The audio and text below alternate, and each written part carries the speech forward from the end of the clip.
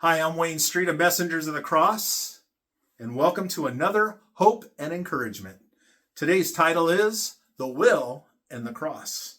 We're going to start in Galatians chapter 6, verse 14, which reads, "But God forbid that I should glory save in the cross of our Lord Jesus Christ, by whom the world is crucified unto me, and I unto the world." What is the cross? It's the curse. What is the curse? Death. Thus, the cross is death. Our natural nature is sinful. Therefore, we must always meet Jesus at the cross. Whose cross? Our cross.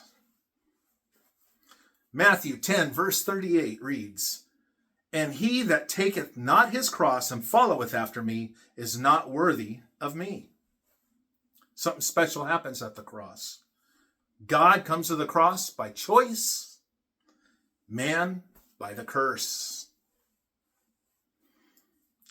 Here's a story and example of that from Luke chapter 23, verses 39 to 43. And I guess we could call it The Criminal Believes. This is the two criminals or the two thieves on either side of Jesus. And one of the malefactors, which were hanged, railed on him, saying, "If thou be Christ, save thyself and us." But the other answering rebuked him, saying, "Dost not thou fear God, seeing thou art in the same condemnation? And we indeed justly, for we receive the due reward of our deeds. But this man has done nothing amiss." And he said unto Jesus, "Lord, remember me when thou comest into thy kingdom." And Jesus said unto him, "Verily I say unto thee, today shalt thou be with me in paradise." There's a co-crucifixion going on here, isn't there?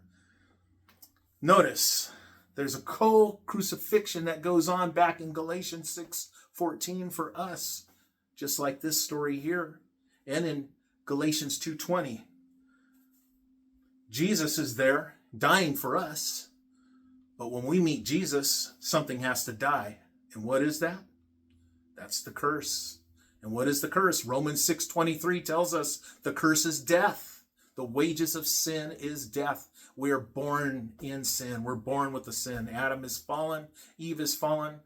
And all these nearly 6,000 plus years later, we're all dealing with the curse. But Jesus died to save us from that curse. But something needs to be surrendered. Let's go to an example of that.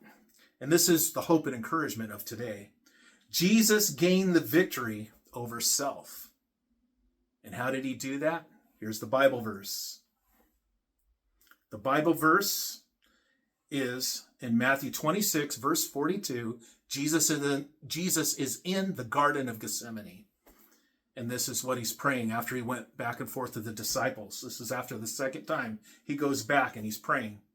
He went away again the second time and prayed, saying, "O my Father, if this cup may not pass away from me, except I drink it, thy will be done." That's the answer. Thy will be done. Are we praying thy will be done in our lives as we meet Jesus at the cross? In other words, is it his will or is it our will? Is it our will or his will? I pray you're looking to his will and surrendering your will to his will, as Jesus did to his Father. Jesus gives us a change at surrender to be right where Adam was at creation. And we can stay there as long as self stays crucified in Jesus. So stay crucified to self, friends. And you can't do it alone. It's only done through the surrender of one thing. What is your will? Are you surrendering your will to Jesus? Just as Jesus surrendered his will to his Father. Until next time, keep praising Jesus and stay crucified in Jesus.